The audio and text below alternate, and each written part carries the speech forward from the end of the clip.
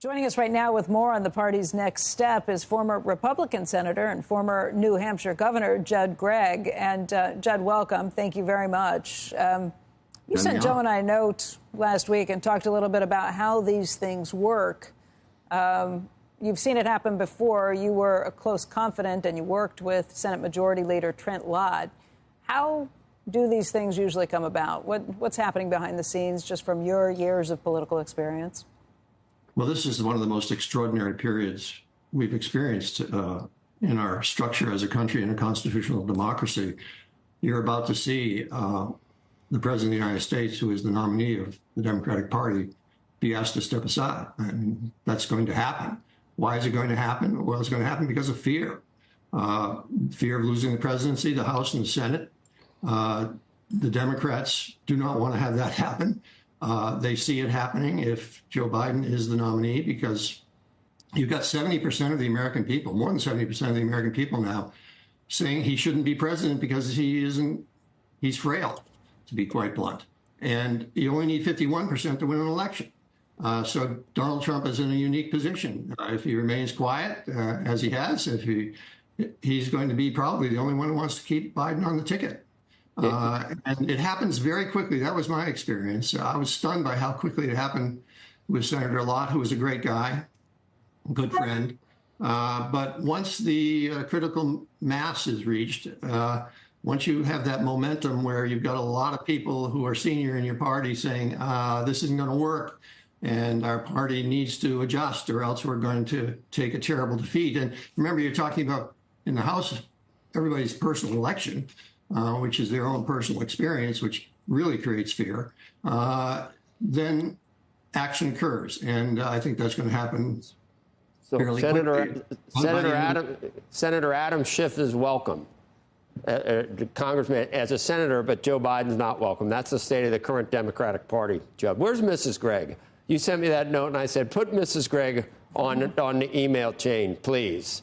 That rhino Judd Gregg out of here. You're trying to railroad poor Joe Biden out of here. He's trying to speak what he's seen before. Well, sometimes you can't speak what you actually feel or mean, Judd. Well, let me tell you what Kathy Gregg says. She says that Jill Biden should say to Joe, "Time to go home." She says he's got to go too? The interesting thing is you're talking about somebody who is all those delegates. They knew him. What, they didn't know? They didn't know the debate? Of course they knew. Well, he won them all fair and square. He won them all fair and square. Can't pull that rug out. The last election he was able to run by staying in his cellar because of COVID. Now he's not able to hide. And the more he goes out, the more it becomes apparent. I mean, the interview with Stephanopoulos, which should have been a home run for him, was really quite more than weak. It showed a frailty, a mental and physical frailty. And that you can't have a president who's going to be 82, 83, 84, 85, and 86. I mean, that the common sense of American people is extraordinary, and they see that and they understand that. And the Democratic Party understands it now. And what they fear is loss. And they don't want to lose the White House, the House, and the Senate.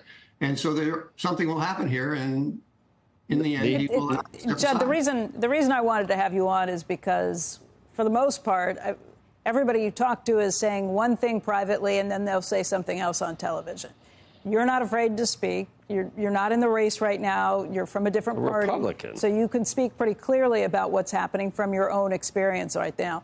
What's happening behind the scenes? How quickly do you think something gets decided? Because it may not matter at this point if he steps down. The ability to decide on someone else, is that going to be Vice President Kamala Harris? Is it going to be somebody else? It seems like it's awfully late in the process for any of it. It is extremely late, and every day it becomes exponentially more difficult. What I think will happen is that senior leadership, not committee chairman, but senior leadership, Pelosi, Jeffries, and maybe even Schumer, although I don't know, will go to him and say, game's up, you've got to step aside. And at that point, he may or may not agree, but at some point he'll have to agree. And when that happens, I think it's fairly clear that Kamala Harris will be the nominee. Who she picks for vice president is going to be a critical decision. Actually, who Trump picks for vice president is going to be a critical decision. This will be one of the first elections I can remember where the two vice presidential candidates are going to be really important to how people view the nominee. But in the end, Kamala Harris will be the nominee, and it'll be an election between Harris and Trump. Deal Book has a new piece that says some major donors are debating Biden's futures. How big of a role do the donors play in this? Somebody pointed out that we keep using donor class, which is pretty obnoxious. How big of a say do they have? Some of them have a very big say, but not many. The people who have the real say are the people who are either up for election or whose position in the government is going to be directly threatened by having an annihilation of the Democratic Party, which is what will occur if Biden is at the top of the ticket, in my opinion, in November. And those are the folks who are fearful, and they're getting more and more fearful.